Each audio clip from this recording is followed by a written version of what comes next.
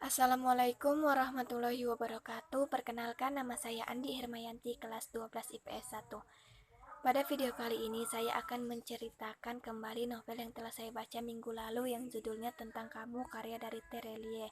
Novel tersebut menceritakan tentang kehidupan Sri Ningsih, wanita miskin, sederhana, tangguh, baik hati yang berasal dari keluarga sederhana dari Pulau Bungin, Sumbawa, Provinsi NTB.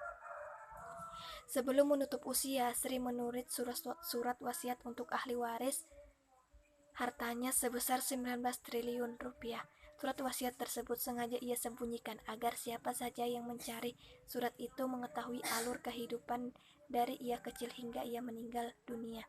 Sri juga meninggalkan buku catatan kecil sebagai petunjuk untuk mencari surat wasiat itu.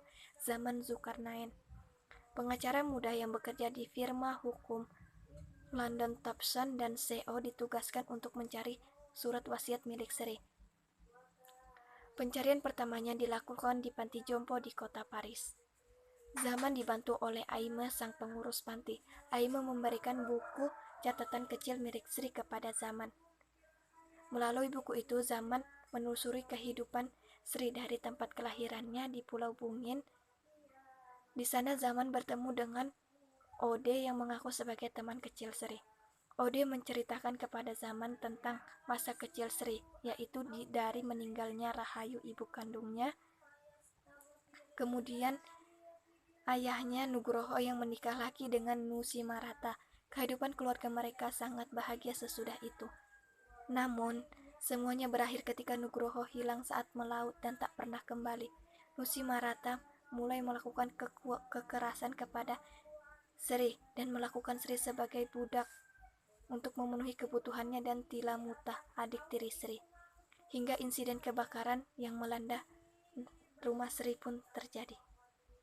Nusi Marata meninggal dunia akibat kebakaran tersebut karena beliau hangus terbakar. Sri dan Tilamuta terpaksa tinggal di madrasah Kiai Mas'un, Surakarta. Cerita Ode pun berakhir di situ. Petunjuk selanjutnya adalah madrasah Kiai Mas'un. Zaman pun pergi ke sana dan bertemu dengan teman Sri yang bernama Nur Aini. Nur Aini menceritakan kepada Zaman segala kebaikan Sri selama tinggal di madrasah yang membuat Sulastri, teman mereka, cemburu karena perhatian semua orang beralih kepada Sri. Sulastri pun membunuh semua orang yang ada di sana. Untungnya Sri selamat, namun Sri tidak menemukan Tilamuta dimanapun.